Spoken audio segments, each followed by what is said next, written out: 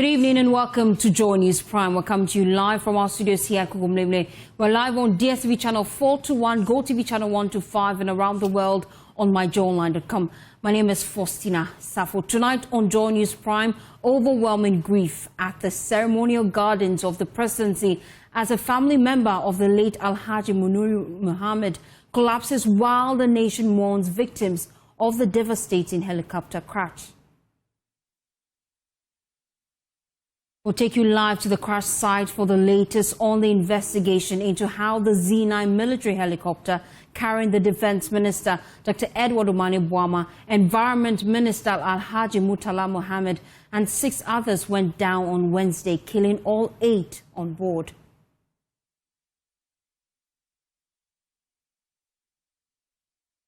Meanwhile, Ghanaians from all walks of life have gathered at the ceremonial garden to lay wreaths and flowers, paying tribute to the fallen heroes. We'll also bring you tributes from top statesmen, including the former President John Kufuor, former Vice President Dr. Mahmoud Bawumia, and international bodies standing in solidarity with Ghana during this moment of national grief.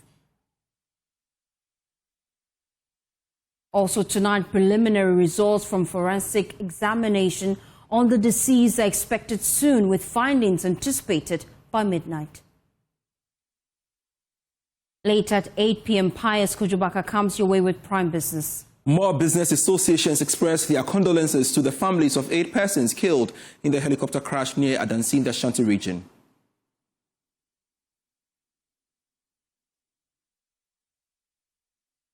And later we'll bring you Prime Sports. Rasport Stadium confirmed as venue for Galka Top 4 tournament. Remember, we are your home of independent, fearless, and credible journalism. My name is Faustina Safo. Thanks for choosing us.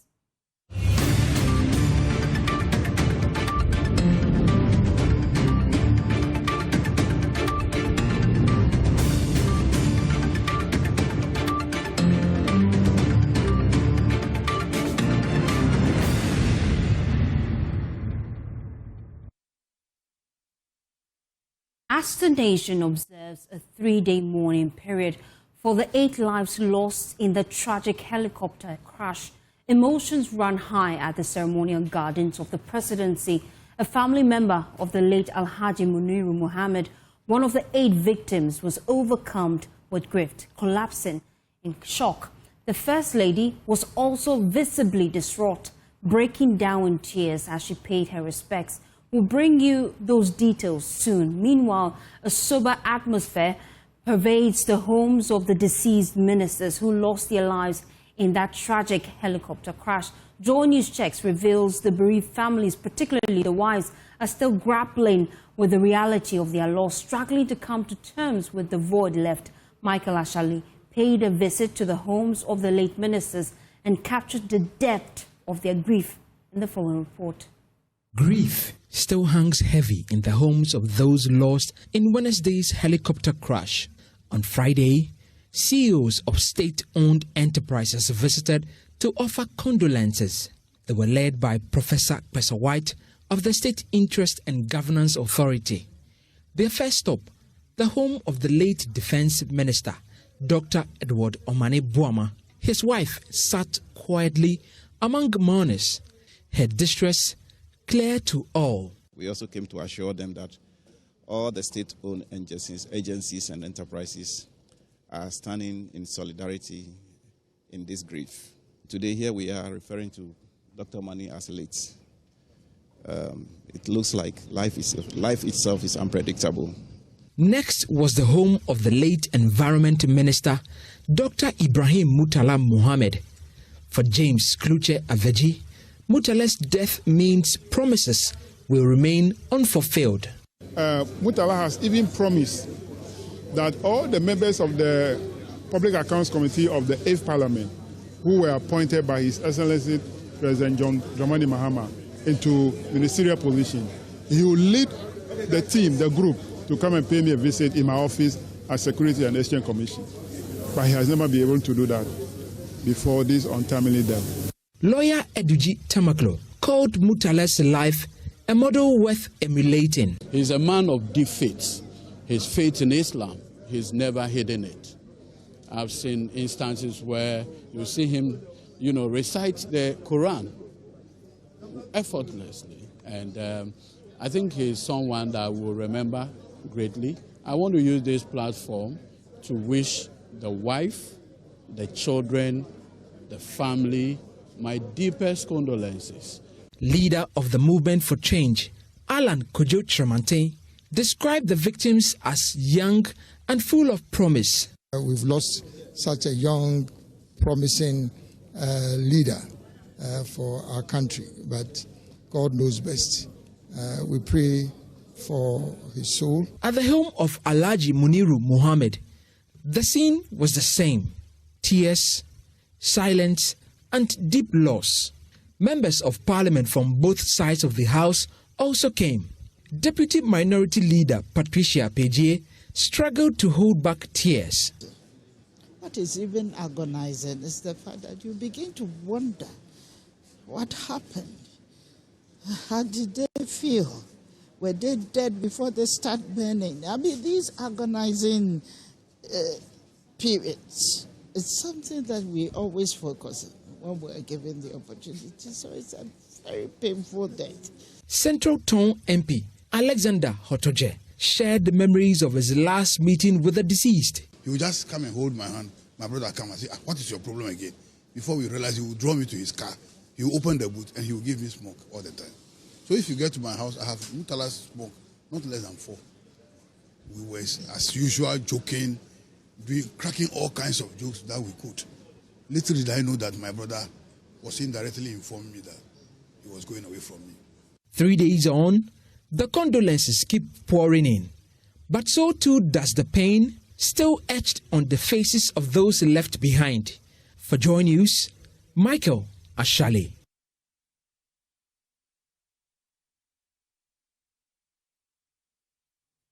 JoyNews returned to Adansia Krofrom, the base where the tragedy struck. Investigators are still combing through the terrain of the Dampia Forest Reserve, seeking every last shred of evidence to unravel the mystery of the Z9 helicopter crash that shook the nation. A crack team of military and forensic experts has also been deployed to join forces with local security operatives, leaving no stone unturned in their quest for answers. However, local farmers are complaining of starvation as the investigations have denied them access to their farms. There's more in this report by Emmanuel Radkwegu. Military officers are joined by some civilians who put on protective gear as they ready themselves for the challenge ahead. The difficult task of searching for the wreckage of the crashed helicopter from the belly of the thick Dampia forest is an uphill task. The search, which enters day 3, is in fulfillment of the government's quest to delve into the bottom of circumstances surrounding the crash, which claimed the lives of 8 persons, including 2 cabinet ministers, on board the military helicopter en route to Obuasi from Accra on Wednesday. President Mahama, in a televised broadcast on Thursday, confirmed the recovery of both the flight data recorder and cockpit audio recorder, vital components of the aircraft in assisting investigations. But experts hope to retrieve portions of the crashed helicopter wreckage and some other evidence, including personal belongings of victims at the scene. Member of Parliament for the Akrofom constituency, Joseph Azuma, has been courting the support of nearby communities to aid the search. Those who pick something from or anything from the incident site, so that they'll bring them back. We were watching news yesterday, and that one concern was that some who first visited the scene picked some, let's say, pieces of. So it was something that we thought wise to come and talk to them, do announcement, so that if there was something they pick from the scene, they can return it to also assist for the investigation that they need to conduct. Despite the local collaboration, farmers say they are being denied access to their farms as the investigative team cordons off portions of the forest, a development they say has brought starvation on them.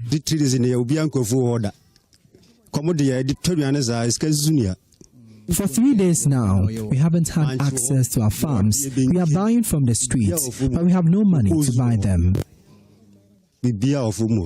Sisi asena mo survive then na oye den didi sisi 3 days ni. Sisi yeto. Sisi musi mi enfo ndi yeto. Moto den efin. Yeto aduane free oyi. Store market on the money ayi. Ni galimu no ni etroto. Wo efo wo ekwan so ana. Patron. Wo efo wo de ben efo. Patron koko fu ni body kakra. Oh, okay. Na ende no ye den na wodidi since e wuntimi nko inside no. Patron, ammonia me kotoye, amon so kra mpum nimudi. Eno na me kotoye. Ana biscuit abrewa. Me bubo bo nsuom. Member of Parliament for the area, Joseph Azuma, however, has assured of immediate relief packages to the affected farmers. Yeah, so we spoken with the assembly member to give us the list of those affected, so that we will take it up, and that I think we've also spoken with the regional minister. So by the close of today, we hope to get the list, so that we will take that up and support them, so that they can have a meaningful life until the restriction is lifted. So we are working on that, and that before close of today, we'll get the list. JoyNews sources say the team will continue their search until the entire wreckage is retrieved. For JoyNews, my name is Emmanuel Bright Kweku.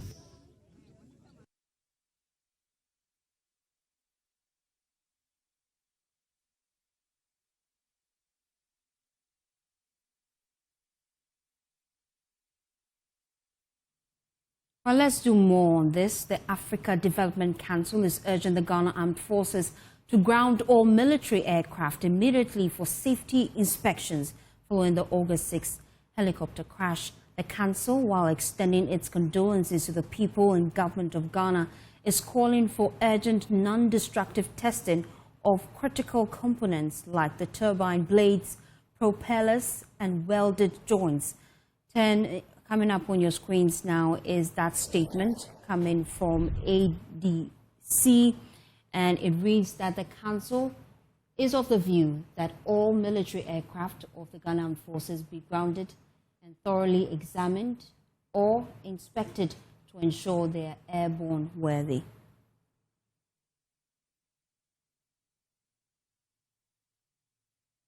These tests include the corrosion inspection, non-destructive testing of welded joints at the critical points of the wings, propellers, turbine blades, and more.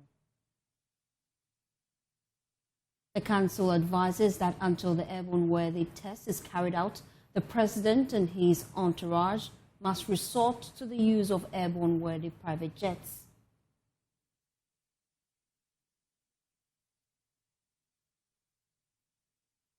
Joining us now on Zoom is Dr. Bright Sobe. He's president for the Africa Development Council. We appreciate your time here on JoyNews Prime. I'm wondering what specific findings or evidence led to the ADC recommending grounding all Ghana Armed Forces military aircraft for inspection. Thank you.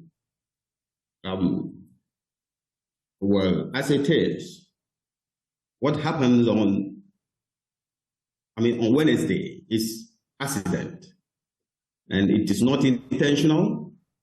It could be it could be any part malfunctioning at the time, and for that matter, we are not going to blame anybody on this. So the only thing is that in many situations, such things, when it happens, the company responsible for such flight, aircraft, must ground all birds, inspect each and every one at certain critical component parts. For example, the wings, the turbines, the propellers. So it is not as a result of a blame game. Apportioning blame to the Ghana Air Force that they have not done the right thing. It is an accident. It is advised from the African Development Council, knowing that anything could lead to this. So to ensure proper safety, we give out this advice. And who would you recommend lead this, especially when there are already concerns as to the credibility of state institutions? Should we consider adopting an independent body to look into this, as you're proposing? Thank you very much. Well, the African Development Council is a consortium of professionals, engineers, lawyers, all what you can name them across the continent. And in Ghana, we know institutions that are responsible for non-destructive testing. Myself, I'm a nuclear and materials engineer. And I quite remembered, we used to engage the Ghana Air Force and in terms of inspections using non-destructive testing methods. I'm talking of the Inspection Department of Ghana Atomic Energy Commission. And we also engage the flying officers in terms of training, appreciation workshop to appreciate the non-destructive testing when it is carried out on the components of their beds. So I'm sure Ghana has the needed capacity in the light of Ghana Atomic Energy Commission Inspections Department. We are ready to help them as we have been doing that for them as usual. But based on your analysis, again, this is not limited to only Ghana Air Force or the Ghana Army. I'm talking of inspections of planes. Ghana has the equipment, at least to some extent. With the Ghana Atomic Energy Commission, we can help the Ghana Airport carry out annual inspection of their passenger plane or whatever. We have our promotion. ADC promotes domesticated, professional, utilization without resort to bring in experts from outside. And have you approached government with this offer, this juicy offer you're providing? How long will this sort of inspection take based on your analysis? Well, this is the beginning of approaching government. It is early days. We issued a press release telling them we have the institutions available to support them in terms of inspections and the rest. So this is the beginning of that approach. Thank you so much for your time here on JoyNews Prime.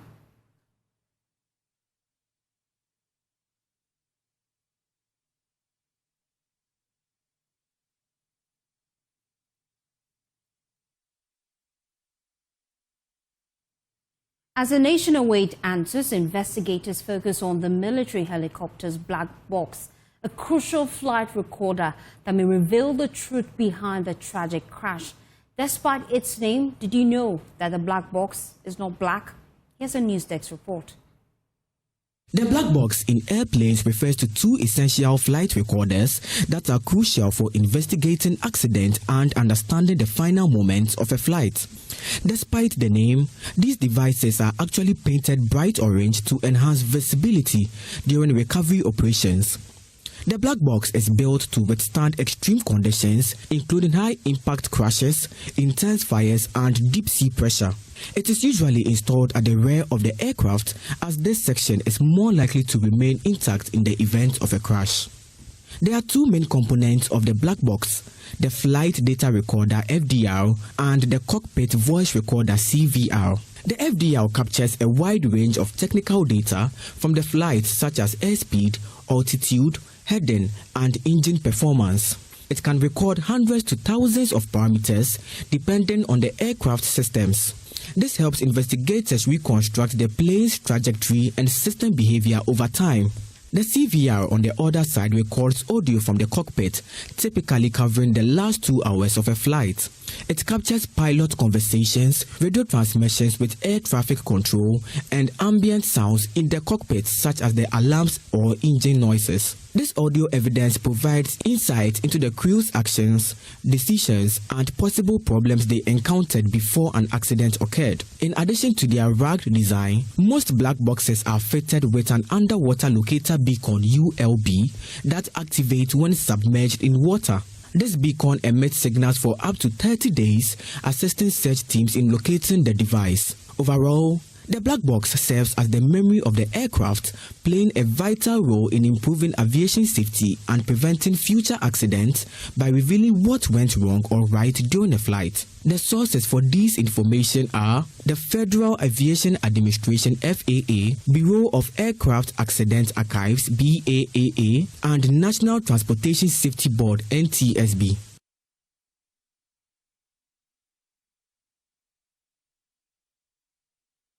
Tributes continue to pour in for the deceased. In the Upper West region, prayers were held in honor of the fallen. Regional Minister Charles Loangan Poising described the former Defense Minister, Dr. Edward Omane Boamah, Environment Minister, Dr. Ibrahim Murtala, and the other 6 as national assets, adding that their loss is monumental. Correspondent Rafiq Salam reports from Wa. The prayer for the helicopter crash victims that included Minister for Defense, Dr. Omane Boamah, and Minister for Environment, Dr. Ibrahim Murtala, and 6 others on August 6 came on the heels of the Friday prayers at the Wa Central Mosque. Dozens of Muslim scholars remain at the mosque to recite collectively all 114 chapters of the Holy Quran that also comprise of 30 parts. Imam of the Wa Central Mosque, Alhaji Yahya Ponjang, led the prayer with strict supervision from the Upper West Regional Chief Imam, Alhaji Sumani Kane. At some point, it turned emotional as one of the close associates of the Chief Imam broke down in tears at the middle of the Quranic recitation, who nearly marred the choreography of the event. Upper West Regional Minister, Lawyer Charles Wongo Pozun, who was accompanied to the event by the Wa Mayor, Alhaji Issa Nurodanwana, described the loss of the 8 persons as a big blow to the country. These are very active, energetic persons. Dr. Omane Boamah is highly spirited, results-oriented, affable and laughable. Murtala is more punchy, and he's a determined young man to achieve whatever he sets up to do. And these are great minds in the country, young persons who ought to have lived at least some other 10, 20 years to achieve their potential. And I think that it's a blow to Ghana as a whole. I know Murtala comes from northern region and Omane Boamah from the eastern region, but they were assets to the Republic of Ghana. Lawyer Charles Wongo Pozung recalled his stint with Dr. Ibrahim Murtala in the United States a couple of weeks ago, and that of Dr. Omane Boamah. For Comrade Murtala, I vividly remember because we both attended the United Nations Interministerial Section in the U.S., New York, barely 2 weeks ago. But we've been brothers and friends over the period, and we talk, and we've done so many things together. For Omane Boamah, we were virtually in the University of Ghana about the same time, and all that before he subsequently became an SIC president. We've been together. He was our election director. We've worked timely because I was acting as regional secretary and all that. So these are persons known to me personally. Alhaji Lemuna. We have series of conversations over a series of things that have been done in the region. It's led by him. It's sad. It's just sad. I don't know how to put it. And maybe we can't question God, but at a point we may need to ask, why them? For Boy Harun, who knew the former Food and Agriculture Minister, Alhaji Lemuna Muniru, through his nephew and former ambassador, Alhaji Imam Sanda, he has his few words. It will be a long time for some people to come and replace them. The event, according to Upper West Regional Minister, will be replicated on Saturday and Sunday at churches in the region.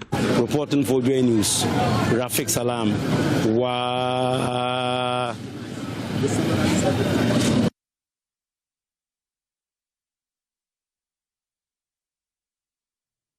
Well, a solemn gathering has been organized at the Takoradi Air Force Base following the tragic Ghana Air Force helicopter crash.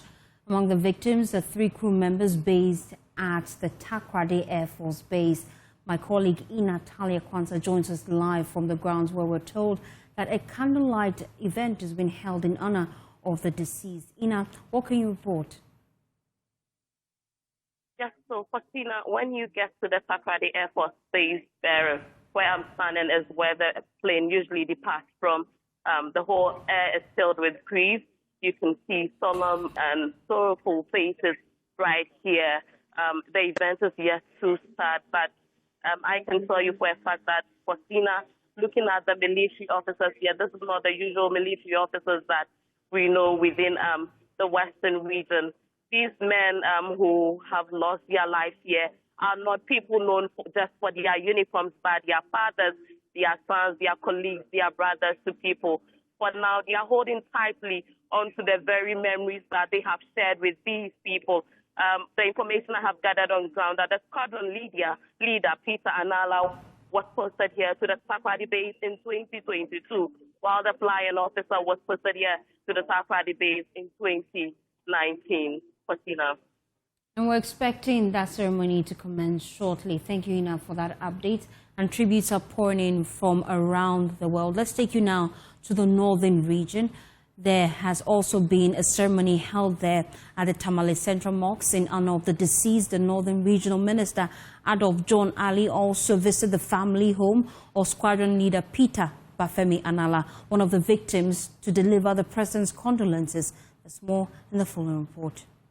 In the wake of the helicopter crash that claimed 8 lives, prayers have been held across mosque in Tamale, the capital of the Northern Region.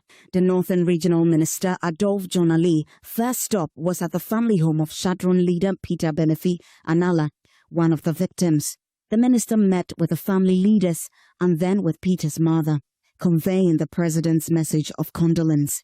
He informed her that the President would communicate further arrangements and offered words of comfort, urging her to take heart. I'm here representing His Excellency the President and the entire National Democratic Party in the region to officially announce to you the untimely demise of our son, our brother, our uncle, our friend, in a tragic death. To the bereaved family, we can only console you and pray that the good Lord gives you the heart to be able to contain this situation. Peter's sister, Sophia Ayarik, expressed their understanding of the President's busy schedule, given that he was mourning all 8 victims. We want to thank you so much for being so thoughtful.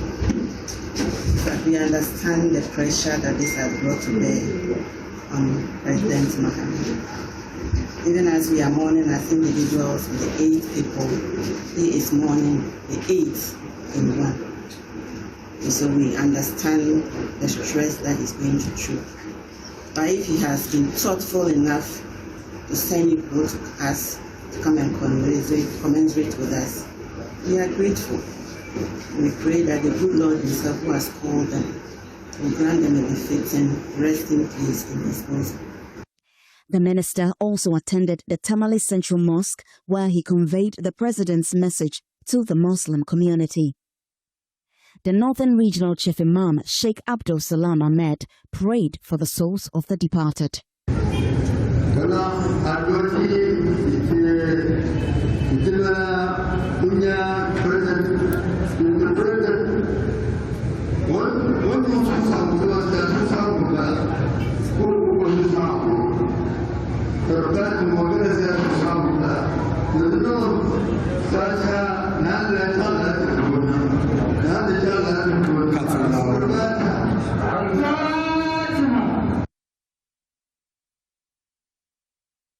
The Mental Health Authority has activated its 24/7 toll-free helpline, offering professional psychological support to anyone in distress. The facilities are open nationwide, they tell us, and the authority is also calling on the media and public to handle the tragedy with sensitivity, avoid sharing graphic content, and respect the privacy of the bereaved. On your screens now is that statement put out by the Mental Health Authority, and is signed by Dr. Josephine Darko, the acting head of the authority's communication team. And it reads that the Mental Health Authority of Ghana expresses heartfelt condolences to the nation on the tragic military helicopter crash that claimed 8 lives, including 5 senior government officials and 3 Ghana Armed Forces personnel. We also remember the 15 young lives in the Drasu-Inkwanta road crash.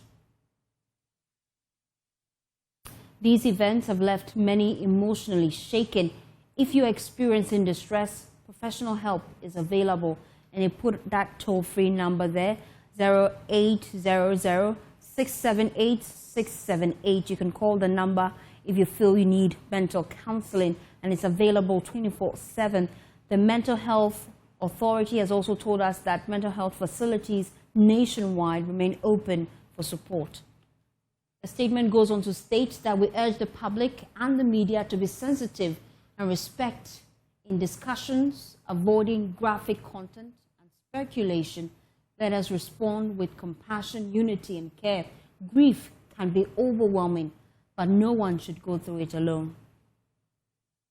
That's the statement from the Mental Health Authority, signed by Dr. Josephine Darko. She's head of communications for the Mental Health Authority. Well, as the nation continues to mourn, an evening of reflection and memorial will be held on Saturday, the 9th of August at 5 p.m. at the forecourt of the State House in honor of the departed.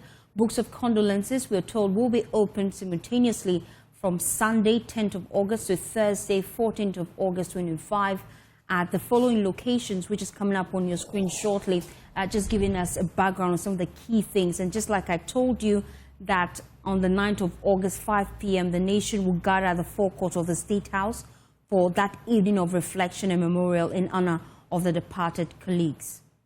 Now, the books of condolences, like I told you, would be open at the Ministry of Defense, the Ministry of Technology, the Ministry of Foreign Affairs, the Ghana Armed Forces, the headquarters, the National Democratic Congress headquarters, the head office of NADMO, and that will be open from Sunday, 10th of August to Thursday, 14th of August.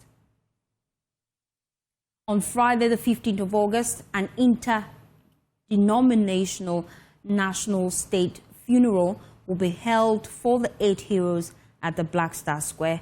And that is details that we received just yesterday from the President, John Dramani Mahama, when he addressed the nation for the first time. Spokesperson for the National Chief Imam, Sheikh Shaibu, is calling for inclusive consultation with the presidency on funeral plans for the helicopter crash victims to avoid religious confusion. He made the call on the AM show. I listened yesterday, and I have personally been reflecting. We belong to different religions. We relate very well, all right, but we all have traditions, and we have belief systems. Those differences must be respected. And so if we call for national prayer, there must be a close consultation between the presidency, the Christian leadership, the Muslim leadership, for us to know where to draw the lines so that we can get the full participation of everybody. In terms of the direct funeral, Muslims' approach are different. So let's see how that can be organized. And then also, if there's a national memorial service, then we also must agree on how it's going to be done. I have a little bit of worry if, for example, you take the chief imam there and the hymn is being sung where we should all stand up, and because of our belief, we are unable to. So in other words, we are so passive in the whole, but it's a situation where you must be actively involved. You're still watching JoyNews Prime. We'll be back after this quick 10. Please stay tuned in. Thanks for staying with us here on JoyNews Prime. Now, while much attention has been focused on the high-profile state officials who perished in the crash, little is known about the 6 other victims on board that ill-fated helicopter crash. This report shifts the spotlight on their stories. Born on August 8, 1967, In the Savannah region, the acting Deputy National Security Coordinator in charge of human security, Alhaji Mohammed Muniru Limuna, would have celebrated his 59th birthday on Friday. He served as a Northern Regional Minister, the Upper East Regional Minister, the Minister of Food and Agriculture, and a Minister of State in charge of Human Resources Department and Scholarships at the Presidency during the first term of President Mahama's administration. Alhaji Limuna obtained a Bachelor of Arts degree from the University of Ghana. He then went on to study for a postgraduate diploma in health policy, planning and financing at the London School of Hygiene and Tropical Medicine. Samuel Sapon was born on the 10th of November 1957 at Ejiso in the Ashanti region. He obtained his GCE O-level at the Osei-Tutu Senior High School. He then pursued a 3-year teacher training education at the Wesley College in Kumasi. From 1981 to 1984, the former sports teacher at the Jabin Secondary School was also the Ashanti Regional Minister from 2013 to 2015. At the time of his death, he was the Vice Chairman of the NDC.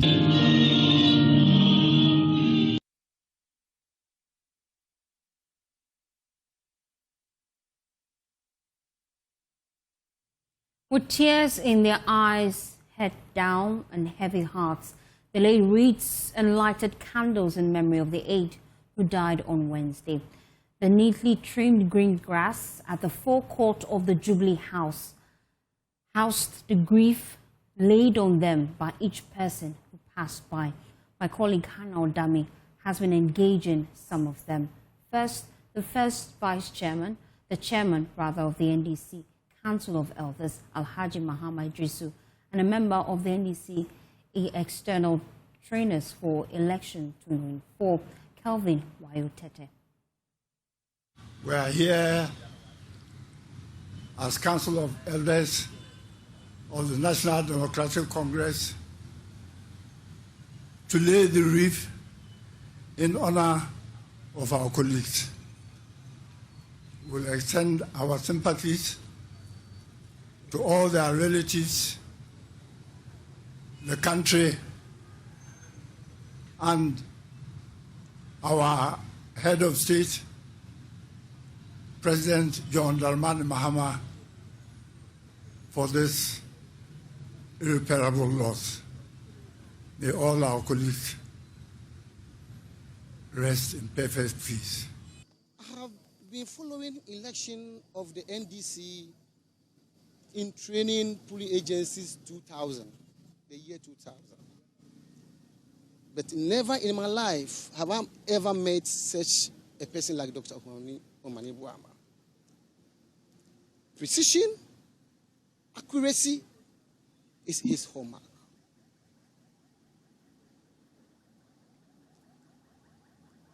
Last 2 weeks, during the accountability series, I met him.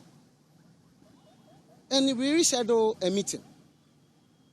And he even gave my contact to secretary from his ministry to contact me for the rescheduled meeting. I was waiting for that meeting to come on only to be told that our boss, who we worked so closely, whose vision and policies gave us the victory that we never saw in the history of NDC. In fact, it came as a shock to some of us. The team was so devastated. So this morning, we organized ourselves and decided that we would come in honor of his memory and the good work that he did for some of us and for NDC party.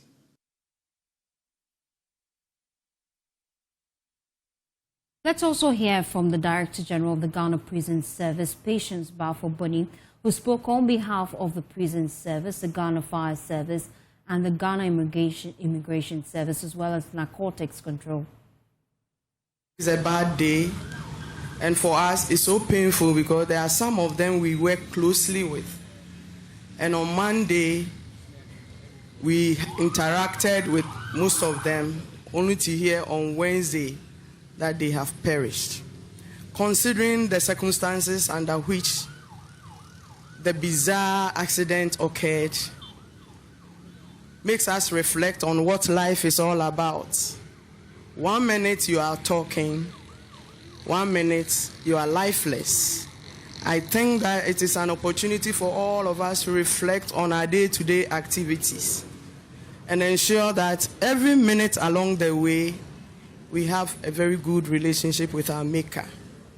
On this day, on behalf of my sister and my brothers and the institutions that we represent here this morning, we commiserate with the President of the Republic of Ghana, the families, young families at that, the widows and the widowers, and the mothers of those we have lost.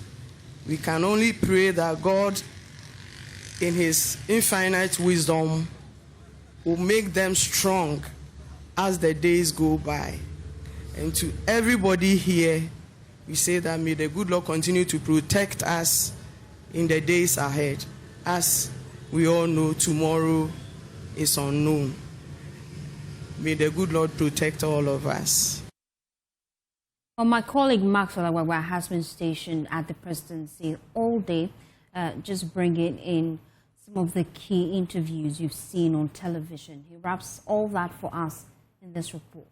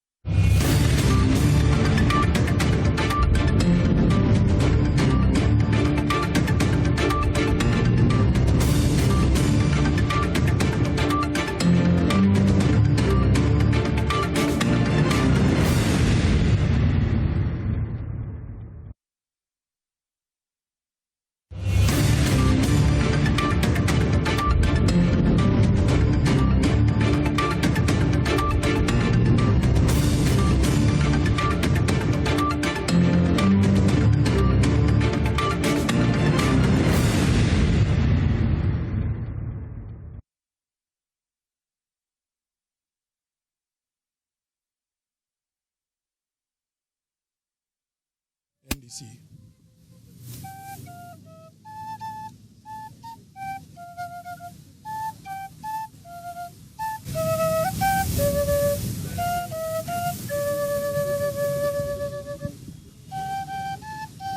Grief-stricken relatives of Alhaji Lumina Muniru stood solemnly in front of a large banner at the ceremonial gardens bearing the faces of the 8 victims of Wednesday's helicopter crash. They paused to say a prayer for his soul. But the moment became overwhelming for one family member who collapsed in tears and had to be carried away. It was a scene that captured the mood of many who gathered, a nation united in grief, with the signs of sorrow written on every face, including that of the First Lady, Lordina Mahama. The NPP's 2024 running mate, Matthew Poku Prempeh, echoed the call for national unity in the face of tragedy. Dr. Muntala, a very, very close friend indeed. We were so close that even in the heat of a battle of election, we spoke almost every other day, comparing notes and wishing for ourselves the Ghana that we all want to help build. Mr. Samuel Sopon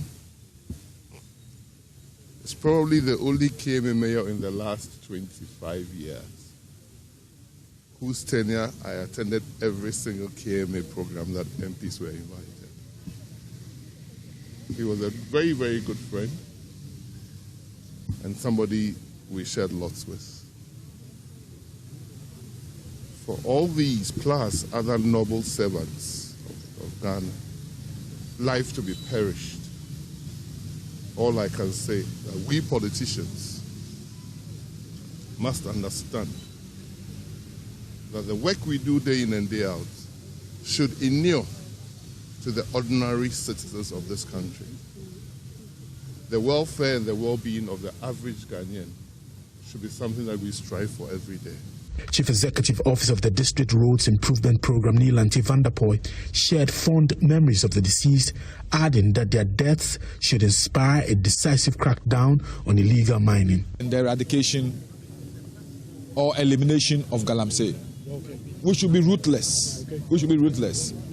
Because, please, Kofi Omane Boamah is gone. Murtala Mohammed is gone. Alhaji Muniru is gone. Samuel Sapon, Abuaji. Look at the Air Force officers, these fine officers.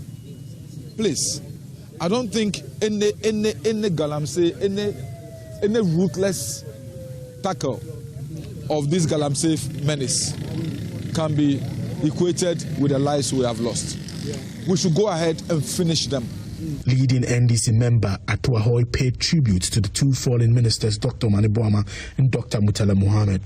ECOWAS chairman and president of Sierra Leone, Julius Maada Bio, was also among those who visited the ceremonial gardens to sign the book of condolence in honor of the 8 victims.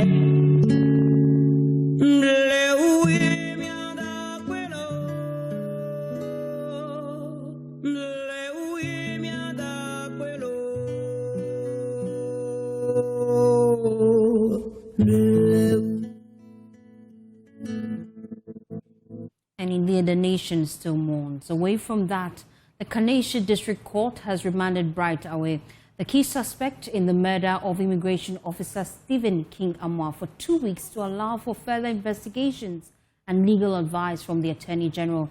The suspect is expected to be back in court on the 22nd of August 2025. There's more in the full report.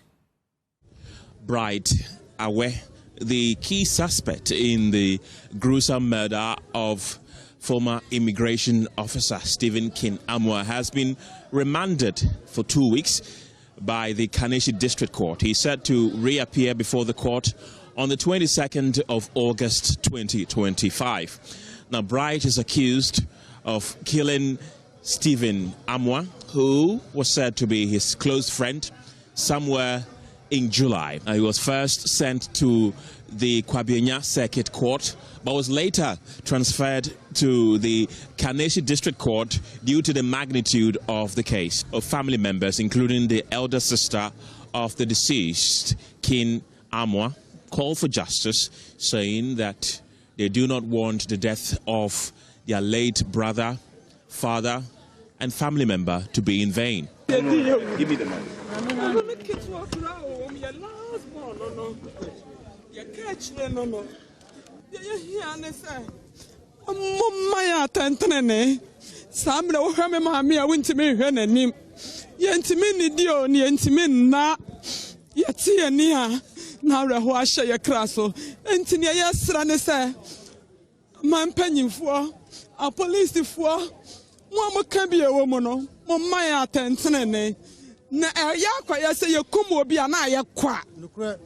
na Ghana de obia kan se enkosi hwe yesramu Yesu dimu ye gina Awurade dimu sramu mpanyimfo mo mane nkosi bibi wate no wadiewu.